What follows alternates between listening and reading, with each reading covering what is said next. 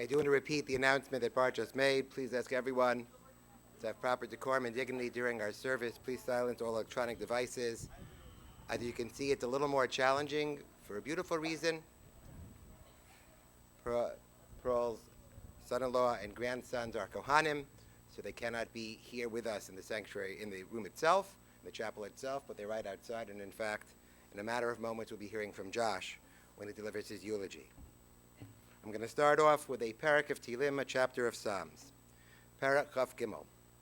Mizmor LeDavid, Adonai roi lo echzor, binos desha yarbitzeni amei menuchos yinaleini, nafshi yishovev, yankeni magle tzedek leman shimo, kam ki elech begeitz amaves lui wara ki ata imodi, shiftacha mishantecha hema yenachamuni, tarach lefanai shulcha neged tzoreroi, Dishanta b'Hashem min roshi kosi rivaya, achto v'chesed yidefuni kol yemei chayai, v'shabti veis Adonai li'orech yamim. Song of David, the Lord is my shepherd, I shall not lack. God makes me lie down in lush pastures, God leads me beside tranquil waters. God restores my soul and guides me in righteous path for God's name's sake. Though I walk through the valley of the shadow of death, I will fear no evil, for you are with me. Your scepter and staff, they comfort me. You prepare a table before me in full view of my adversaries. You have anointed my head with oil. My cup overflows. May only goodness and kindness pursue me all the days of my life, and I shall dwell in the house of the Lord for length of days. We gather today to pay our respects to Pearl Hersh, Perel, Bas B'Tzala, Valeah, a loving wife, mother, grandmother especially, and recently great-grandmother as well. In recent months, we have often lamented the loss of our remaining survivors. Too often I've come to this podium when another one of the survivors has passed. But hers was a really unique story. While she was never in the camps, she was still powerfully impacted by the Shoah. And amazingly, despite all she had experienced, she was upbeat, fun, nurturing, and extremely creative. She was born in a small town in Mamarash and was an only child. Tragically, at a tender age, she was impacted by the war as her beloved father was taken away to a labor camp where he was killed. A handsome man with blue eyes, also a violinist, she always spoke fondly of him and missed him throughout her life. As a result, her mother took her to the Budapest ghetto, and for the years of the war, she was moved from place to place, from ghetto to ghetto. She remembered how terribly hungry they were during these years and how difficult it was. Her mother did the best that she could, but as a single mother, it was very challenging. 4 times, she remembered her mother leaving her with others and then coming back to get her. After the war ended, mother and daughter went to Austria, and 3 years later, they came to the United States, moving to Cleveland. These years were difficult as well, but they managed as best as they could. At the age of 18, through the efforts of her girlfriend who worked for Al's brother, Ted, she met her husband, Al, and her life partner, and they began their life together. He explained to me that he told her good jokes over pizza. They fell in love and built a beautiful home together. Both wanted a large family, and they agreed to have 6 children. She called them her 6 million. They replaced the others who had missed, and she loved them intensely and was very protective of them. She gloated about her children and, of course, her grandchildren. Her home was warm and inviting. Everyone was welcome. Her children recalled the Friday night dinners when all their college friends would come. And her grandchildren also remembered how she would embrace whomever they brought over. Food was definitely one of the ways she expressed her love. Everyone was too skinny, and even if you ate before you got there, when you came to her house, you would have to eat again. She made the best cheesecake and amazing cheese blintzes. She did a lot of volunteer work, teaching preschool, working in the library, helping out at work at Mitzilkon and Belfair. But mainly she stayed home and was the foundation of their house. She did all the work and paid all the bills. While at home, she loved to watch TV. Early on, she watched I Love Lucy to learn English. Later on, she was a big fan, as the family explained, of the Home Shopping Network. She even took notes before deciding what she wanted to purchase. She would use the expression, "they say," when quoting information she had heard from TV. She loved music and was particularly fond of Fiddler on the Roof. She was a talented artist, an amazing painter, and very skilled at knitting and crocheting. She loved doing art with her grandchildren. She brought out their creativity, and everything they did, no matter what it looked like, was incredible. We'll hear from her grandchildren directly. We'll hear from her children as well. But her love for her grandchildren was boundless. They could do whatever they wanted, even cutting up her flowers and taking them home, with their only concern being their safety. She would never let them clean up and was always asking, "What can I get you?" In her early years, she would then get what they wanted. In the recent years, she would instruct Al to go get it for them. She enjoyed their calls immensely.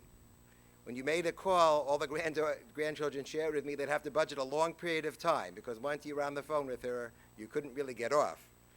And they particularly liked Josh Thursday's calls from Israel, which she would wait for patiently. If you missed the call, she never made you feel bad. She didn't have that guilt that sometimes we associate with Jewish mothers and grandmothers. She never made you feel bad and was just happy to have that call. She fiercely loved her religion.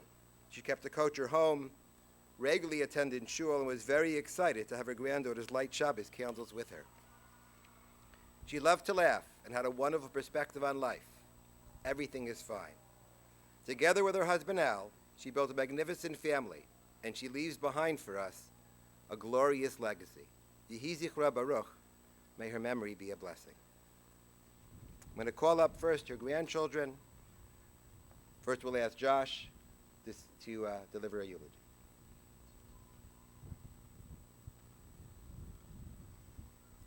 Pearl Hersh was born Peri Davidovich in the Carpathian Mountains in 1938.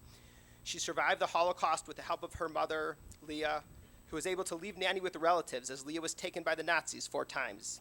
Each time, Leah came back for Nanny and eventually brought Nanny to Cleveland as a young girl, and she has lived here ever since. She married Zadie, had 6 children, 6 grandchildren, and 1 great-granddaughter. Of everything in her life, she was proudest of her children and family. Unlike other Holocaust survivors who share their stories, Nanny tried to share only happier times, especially with her grandchildren. Whether she remembered all the bad stories or not, she always tried to make sure that the people around her were happy and never wanted to burden them with her sad stories. She often mentioned to us that she wrote down her life story and we could read it one day when we were older. A few weeks ago, she mentioned to me that I could read her story when I was older, and Zadie reminded her that I was 34. She still did not want me to worry myself with her sad times. For this reason, piecing together her childhood in Europe and her mother's life story remains a bit of a mystery. She continued this attitude with everything that she did. Nanny never wanted to inconvenience others. What mattered most to Nanny was that everyone around her was happy. Nanny showered us with compliments. She often told me that I looked like I lost weight, even after gaining a few pounds. Once we were talking on the phone, and she said, "You know, it sounds like you lost weight, Josh." And I said, "You know, this is the phone, Nanny." And we laughed and laughed. Nanny and Zadie were always welcoming, and they made sure that we knew that their house was a second home. Despite surviving the Holocaust, Nanny and Zadie never locked their doors so the guests could come in anytime they wanted. Nanny and Zadie had breakfast ready any day we stopped by, and then Nanny never stopped asking what she could get us to eat or drink, even when she was no longer able. And when we left Nanny's house, she always said thank you to us for coming, even though we were the ones who were fed and served. Just as Nanny chose not to share negative stories about her past, she also had a way of only focusing on the positive in our lives. I remember coming home with a report card with 3 A's and a B, and my parents asked me why I got a B. When I told Nanny, I began by telling her that I got 1 B, and before I could continue, she interrupted to tell me, "You're a genius, and I'm so proud of you." While spending the last 8 years in Israel, Nanny and I spoke on the phone once a week. As soon as she picked up the phone, she started laughing with joy to hear my call. And each time, I could not help but smile and laugh too. So for 8 years, we spent the beginning of every phone call laughing together, from saying nothing more but "Hi, Nanny." Nothing made me feel better than to hear Nanny answer the phone. I have said that if only everyone could answer the phone like Nanny, the world would be a better place. And we would talk for sometimes up to an hour as we shared stories and laughed together. If there was ever a week when I was unable to call, she made it a point of not mentioning it the next week so I would not feel bad or guilty. Nanny never tried to make us feel guilty. Nanny was always our advocate in any conversation. She never argued with you and always encouraged us in everything we did. In the more recent years, Nanny began to lose her memory, but she never lost her sense of humor or ability to laugh. A few weeks ago, we were having a conversation with Nanny and overheard someone say that they were confused, to which Nanny responded, "You think you're confused? I'm the most confused here." Which was by a laugh, and we all began laughing. When I came to Nanny's house about a year ago with a big beard, and my wife gave it a grab, Nanny responded, "I used to grab something of Zadie's too, but I can't remember what." While living in Cleveland, we had the joy of spending many mornings with Nanny for breakfast and coffee. We were also able to name our daughter after Nanny's mother, Leah. When we told Nanny, she was filled with joy. And due to her slowing memory, we were able to reveal the name to her again and again with every visit.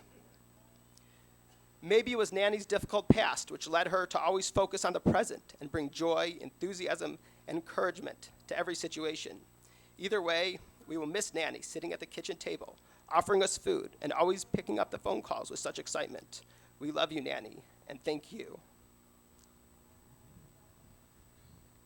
I'd like to call up Sarah.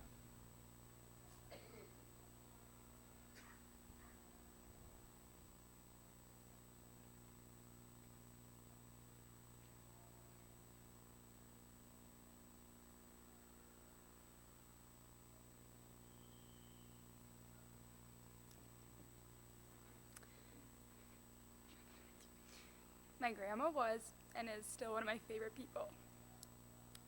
When I would come home, I would spend hours talking to my nanny and Zadie. I often had to write down what Nanny was saying because it was so funny. I have pages and pages of notes on my phone that document all the things she's taught me, things that have made me laugh so hard I could cry, and things that have inspired me. Whether it was our airport trip where she failed to bring any form of identification and had to be taken into questioning, or the way she still talked with gratitude about the little girl in the displaced persons camp who helped her learn a new language, so she could survive. There is no one like my nanny. She's a Holocaust survivor, a young immigrant, and a mother of 6 children. She's witty, strong-willed, and could still laugh with a wholesome and childlike demeanor despite her childhood. Nanny came to America and had to learn English and fit into a whole new world. She painted portraits of her family members that she had lost in Europe and proudly showed off the artwork and the beautiful family she would never forget. Nanny loved TV, especially soap operas. She knew more about Disney Channel than me, and at one point tried telling me about a new show called Wizards of Waverly Place, as if I had never heard of it, despite me being the appropriate age to watch it. I definitely got my love for TV from her. Nanny loved her family more than anything. She always reminded us that we should move back to Cleveland, and there was nothing I loved more than seeing her smiling back at me on FaceTime. Every time we spoke, she'd ask me if I grew, even though I had hit puberty in 3rd grade. She'd tell me I looked beautiful even if I had just woken up or felt my worst. She was the highlight of my week. Despite losing some memory and not feeling her best in the past years, she never lost her wit or her strength. She knew she loved chocolate milk and vanilla bean ice cream and salmon at the Cheesecake Factory. She would sometimes rely on Zadie to fill in the details, but she was so sure of her memories and wanted to share them. One time, Josh and I were visiting her at the hospital, and she woke up and started telling us about her boat ride to America from when she was very young. Suddenly, she remembered the name of the boat that her and her mother took. We didn't believe her that it was the boat's real name because she had never said that name before. But Nanny knew she was right and didn't let us talk her down. Sure enough, we Googled it and found the boat, the SS Maria Fleischer. It had sailed from Europe to America the same year that Nanny had. He knows it's 50% of what I talk about on a daily basis. In an interview a few months ago, the woman asked me, if you had your own TED Talk, what would you talk about? I think she thought it was a curveball question, but for me it was the easiest question ever. I would talk about my grandparents. My nanny and Zadie are one of a kind. They are smart, strong, they are cherished. They built a beautiful life out of a horrible tragedy. They are wise and have taught me more about life and perseverance than any experience could. Growing up, Nanny always told me that when I was young, I would randomly turn to her God and the angels, and he told me to pick a family to belong to, and I picked this one. Looking back, that's very weird of me to say as a young child, but I'm so thankful that I chose this family and was given the gift of having my nanny and Zadie as my grandparents and my role models.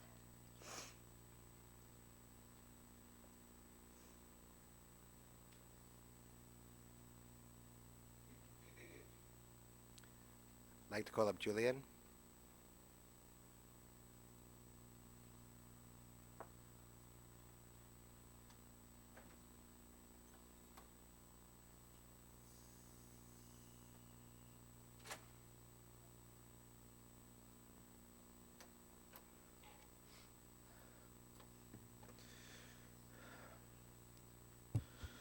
For those of you that knew my grandmother, you knew the depth of her compassion. You know how much family meant to her. There isn't one thing I can think of that she would have put first. And in return, we would have done anything for her.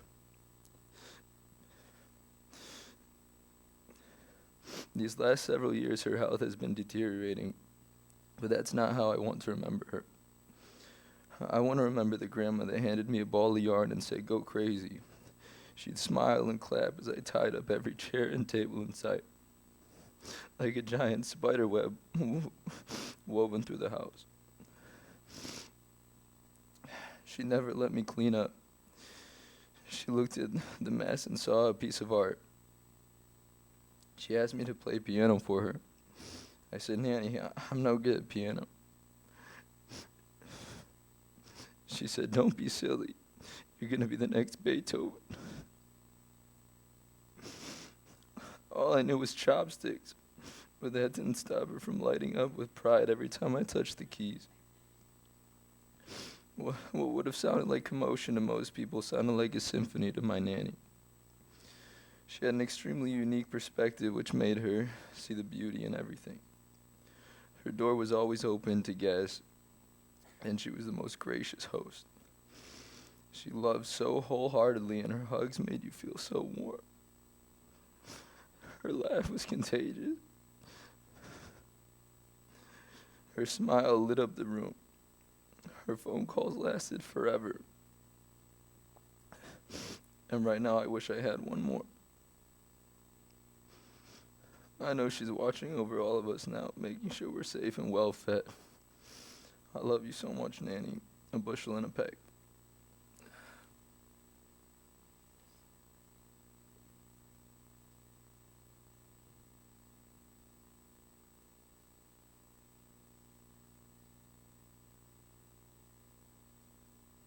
One last grandchild, Olivia.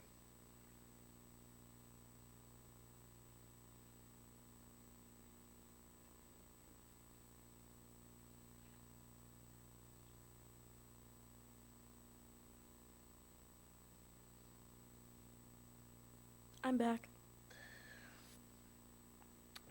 I'm Olivia Hersh, for anyone that doesn't know me, Pearl and Al's youngest granddaughter. We all got the rambling gene from her, so you could thank her for the too long of a service. I always knew I could go to Nanny and Zadie's house for a few specific reasons. One of the most obvious, as a member of any Jewish household knows, is the bottomless food, kind of like a kosher Olive Garden. This multi-course smorgasbord was always custom to their guests. If they got word that I was arriving soon, Nanny would start mixing a batch of empty blintzes because I was too picky for the cheese filling, and Zadie would be on potato duty. Unfortunately, my picky eating prevented me from getting a taste of this famous cheesecake you've all heard so much about, but Nanny and I had our very own special dessert, her lesser known, but just as good, chocolate chiffon cake. It was a force to be reckoned with. We would make it together, and she'd mix me up all different colors of frosting, without following a recipe, of course. And I'd make a mess of it to the point where I don't think anyone else would have thought it looked so appetizing. But she would praise my artwork, and we'd giggle over a slice. The most beautiful thing about her praise wasn't that she loved it despite its homemade look. She loved it because of it. similar to how she loves all of us, not despite our flaws, but for them. That kind of reminds me of when Sarah and I were getting ready to go visit, and Sarah turned around and said, "Oh, wait, I need concealer." I asked Sarah why. We're just going to Nanny and Zadie's. And she responded, "Nanny will point it out and start telling me about the newest acne cream that she saw on TV that week." Lo and behold, we got to the house and Sarah was right. And boy, did she get an earful. After that, I knew I could get the cold, hard truth from Nanny if I so pleased. For that reason, on one fateful day, I went to visit my grandma with a mission, and it was to get a very important question answered. So I finally mustered up the courage, and I blurted out, "Nanny, is the tooth fairy real?" And she responded, after getting very verklempt, that she would give me $1 if I didn't make her tell me. I promptly thanked her for my $1 and my answer. Visiting Nanny wasn't a chore, as you've heard. It was fun. We'd paint and we'd bake and tumble on the mats in the living room and sew up a new apron when none of us knew how to sew except for her and Zadie. And we'd make music and we'd make messes that we never cleaned up, which was the best part. She'd say, leave it. Al will get it." Nanny wasn't so lucky early in life, but boy did she get lucky with my Zadie. That man would do and did do anything for my Nanny, something I will be sure to tell my future husband about. Nanny had a childlike love of life, one of many reasons why I think all of us grandkids connected with her so easily. There were a few sure bets with my Nanny. Your phone calls were not going to get cut short. You were definitely getting a paint-by-number kit for Hanukkah that year. And boy, were you going to laugh.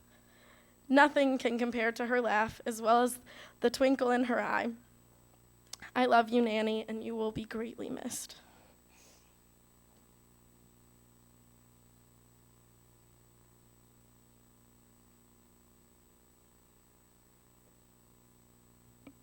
We'll now hear from 3 of her children, starting with Kobe.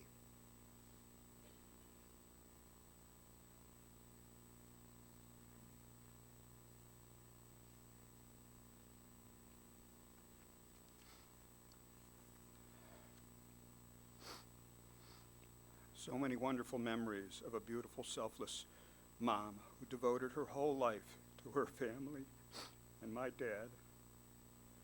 Mom, I'd like to express my deep appreciation for all that you've done to enrich my life. When you're young, you just don't realize what it takes to manage 6 kids, a house, and the daily routine of life. It's tough. But my mom, super mom, could do it all. Thank you for those kind, encouraging words of support, for those sleepless nights nursing us back to good health, for the great trips to Siesta Keys, Florida, for giving us freedom to be whatever we wanted to be, for teaching us manners, loyalty, and respect, for keeping us safe, for putting up with our crazy automotive obsessions, for accepting our friends like one of the family. Mom, your sweet, caring, loving nature will always be in my fond memories. You taught me that exercise and proper diet are essential for a long and happy life. Mom, you were an inspiration to all of us when you went to college, midlife, to continue learning. Wow, and what a talented painter you were. Anyone who knew my mom loved her. Those who didn't, you lost out. She made this incredibly delicious cheesecake, and her famous cheese blintzes were to die for. Her baking was always precise and by the book. I'm so very, very sorry for your health struggles. over the past years. I tried to do what I could to help, but I guess the Almighty had other plans. When I came to visit, whether it was in the hospital or at home, I try to keep it light, call you smiley face, and ask for 2 thumbs up. You'd give me a great big smile, raise your hands with your thumbs to the sky. I loved that. It made me so happy. For just a moment, everything was wonderful. I felt we had a special connection like no other. I'm frustrated that I couldn't do more to help you. That we're all here today. Life passes so quickly. No matter how much time we had together, it would never be enough. So very sorry for your so very sorry to say goodbye. I wish I would have more time. I wish I would have said these things to you before you left us. But I love you very much, Mom. And will always cherish these moments. There's a very poignant song from the artist Kenny Chesney called Don't Blink. In the song, it skips through the life of a 100-year-old man who says, "Don't blink. Life goes faster than you think." How profound. I always love you, Mom. I'll see you on the other side.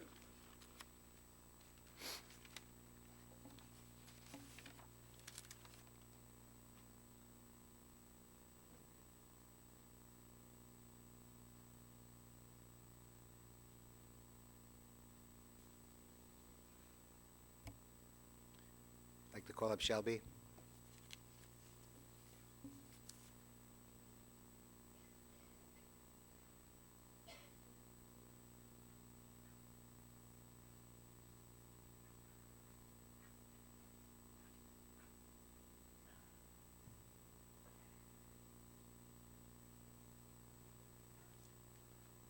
I'm thinking this isn't going to be easy.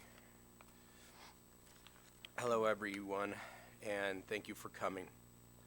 My mom, Pearl Hersh, was beautiful.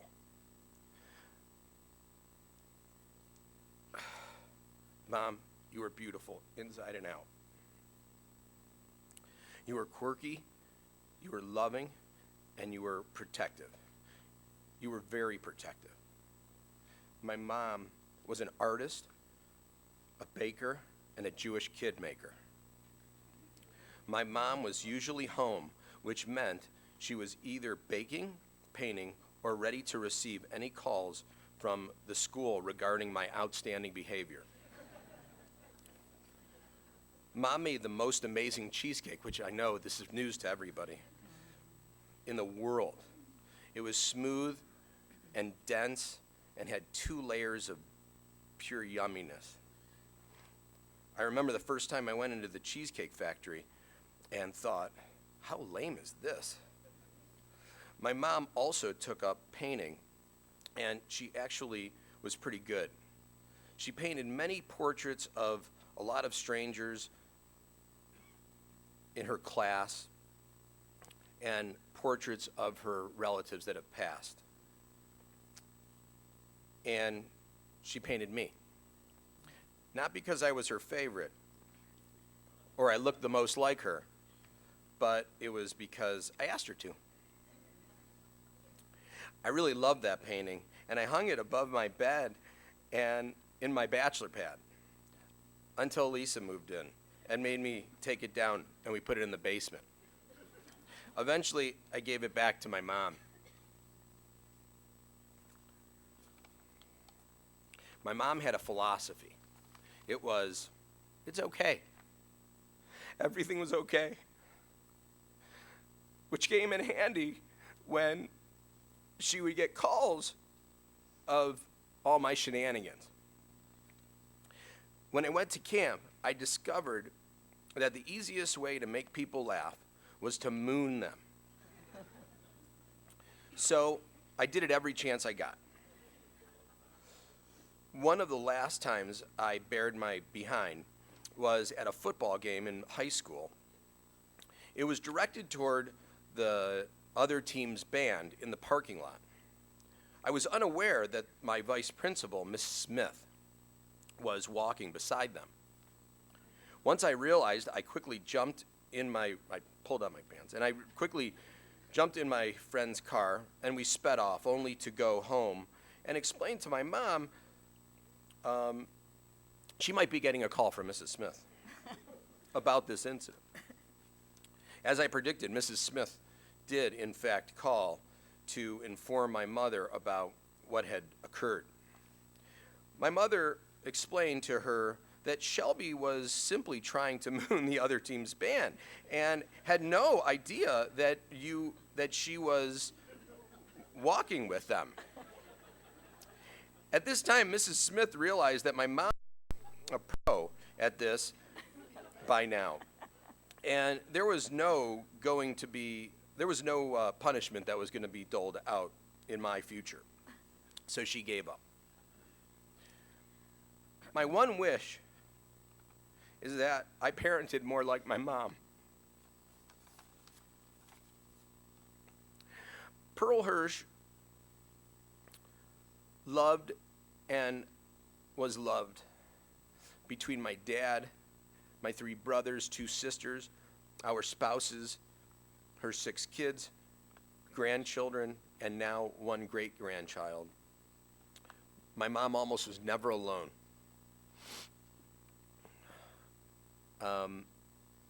I would urge everybody to give your parents and your children a hug and all your loved ones before it's too late. I want to express my appreciation for having the most amazing family ever. We were all a team in taking care of my mom and dad, and we were always there for each other. And I'm really blessed in so many ways.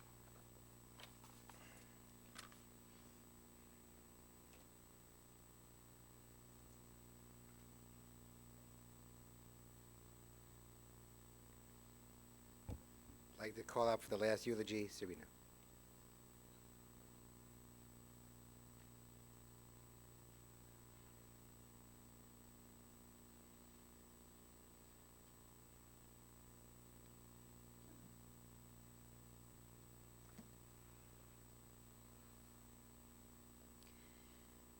How do we stand here before you and use mere words to capture and illuminate the love and the life of our precious mother, a true gem, Pearl Hersh, in the most impactful time of her life as a child, experiencing and witnessing the horrors of the Holocaust, loss, destruction, death, brutality, unwarranted hatred, lice, starvation, and extreme child abuse. She chose life, and to lead her life embracing love. After the war, she spent time in a displaced persons camp. The name of the camp was Berkowitz-Kumin-Bookatz. It was a Shomer Hatzair camp. When she shared stories about the DP camp, not only did she share the challenges, but she also talked about meeting her good friend Kshisha and how much fun they had together. Kshisha only spoke Yiddish, and my mom only spoke Hungarian. Kshisha told her that if they were going to be friends, my mother was going to need to learn Yiddish. And she did. She spoke Yiddish for the rest of her life. Sometimes with my father, especially when she didn't want us to understand what they were saying. Other times when we talked about the DP camp, She would talk about the beautiful poppy flowers right outside the camp. She had been seeing the beauty in every situation. When she traveled with her mother, my grandmother, who we also called Bobby, on the boat to America, Bobby got sick from the voyage, and my mom, at just 10 years old, and seeing the ocean for the first time, was on her own. She didn't know the language, but went to get food. She used to laugh at herself as she described how she ordered what seemed to be a good meal. At the time, a piece of bread for her mother, and a Coke and a chocolate bar for herself. When it came time to pay, she all of her money. Remembers her surprise, gave nearly all of the money right back to her. She always laughed when she told us that all she ate on the boat was chocolate and Coke. The best grade she got in school was in home economics, and she was so proud of that. She was a very beautiful, stylish woman, and throughout her life, she made herself dresses and knitted sweaters, and was an amazing creative artist and painter. She was always flowery and colorful and vibrant and artistic. She got married at 19 years old to my father, Albert Hersh, had 6 kids, and we all benefited from her A in home ec. In spite of her past and growing up as an only child, she wanted a big family. She would always call us her 6 million for the 6 million Jews that perished in the Holocaust. Certainly no pressure there for us. She loved children, and she was so proud of each and every one of her children and grandchildren and great-grandchild, and would always try to be a sense of encouragement and joy. The special bond she had with my father was so incredible, and it was so beautiful for us to witness. They were both always thinking of the other first. They loved to laugh together, give advice together, and dance together. On Monday in the hospital, my mom said to my dad, "Did you come here to dance with me?" And he said, "Yes, dear. Tomorrow when you come home, we'll dance together." They did all they could to support the family. She was intuitive and had the most uncanny knack of knowing what was going on in all of our lives, even if we didn't share it. She would intuitively just give us advice, as if we already were talking about that subject. She had a big presence and lit up the room. She had a childlike innocence and possessed a genuine sense of wonderment and joy for so many things. She loved visits and would almost scream in excitement when people walked in the door. She had a wonderful sense of humor, which endeared her to everyone she came into contact with. She was feisty, had a lot of spunk, and a lot of strong opinions, and made her own decisions. She came to some of the wildest conclusions. She did it her way, and sometimes we were all just along for the ride. Being children of Holocaust survivors and living in a community with so many Holocaust survivors, I often wonder, how can they go through what they experienced and make sense of this world and live a life in a beautiful, productive, loving manner? Well, she made a choice to love. For she loved life. She lived life to the fullest, and she did it the best way she knew how. I remember sometimes as a teenager when we had a disagreement, she never stayed upset. She would always wake up the next morning and love the world all over again. She had a very special relationship with God. Anytime anybody said they prayed for her, it brought tears to her eyes. She was always very appreciative for blessings that she had in her life and never failed to recognize the kindness that God performed for her and her family every day. Her capacity to giggle and find humor in what was going on around her, even if things were becoming unhinged, was unmatched. If you could tap into her ornery self, she would laugh shamelessly. The empathy that she expressed for others on TV or in her life, whether she knew them or not, emphasized the compassion and love she had in her heart. I would always tell her that I shared with others that she had a big heart, and that made her so appreciative and happy. Music to my mom was transformative. So many favorites. and would easily sing along, tear up, and or conduct the music with her fingers like this. Most recently, every chance I got to help my parents settle in for the evening, we'd play a song called Underneath the Linden Tree, which was a song from the 1930s. She would join in singing to my father. Underneath the linden tree, that's where you gave your heart to me. I will cherish that memory forever. To my family, even though Mom's last few years were sometimes rough, I'm so proud of how we all banded together day and night to give love and support and compassion and care. To my father, Albert, the love and the care that you showed her is the most beautiful, inspirational example of how we should live our lives and care for others.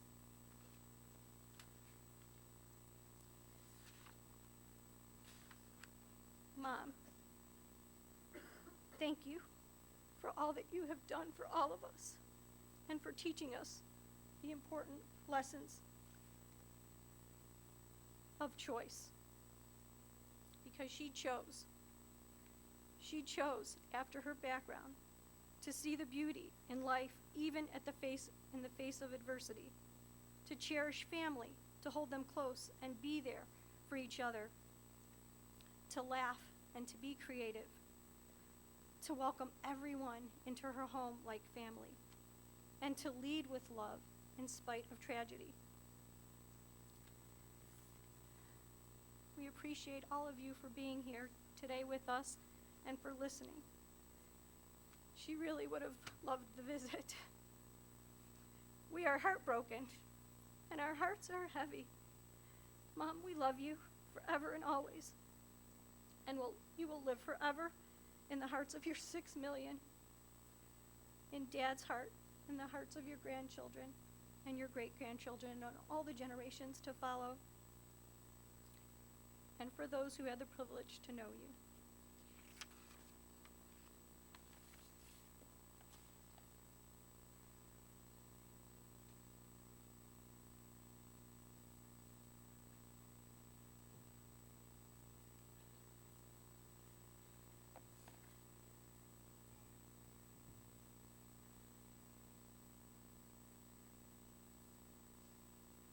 Ask everyone to please rise. We'll now say the memorial prayer of the Kel Malay. El Malay Rachamim Shochein Bamromim Hamsemunu Kanakana Kanfei Ashkina B'malos Kedoshim Utorim Kazora Kiyam Azirim Es Nishmas Perel Bas B'Tzalel Shakali Olama Bavur Shanak Mispalim Raskars Nishmasa Began Eden Tehemenu Kasa Lachain Balarachamim Yastira B'Seitzek Nafav Li'olamim V'yitzor B'Tzor Chaimis Nishmasa Adonai Hu Nachalasa V'Sanuach V'Shalom Mishkava V'Nomar Amen. Ask everyone to please be seated. This concludes this part of our service. The interment will take place at Zion Memorial Park. The family will be sitting Shiva at the Hersh residence, 25450 Hilltop Drive, in Beechwood. They'll be sitting today after the interment till 4:30, this evening 7 to 9. They'll be sitting until Tuesday morning. Each day it'll be 2 to 4 and 7 to 9, except for Friday it will only be 2 to 4. There will be minyan at the home. Shach was to be at 7:15 each morning, save Sunday when it's 8:30, and each evening at 8:15 p.m. Those who'd like to contribute may do so to the Kol Israel Foundation or to the JFSA Holocaust Survivor Program.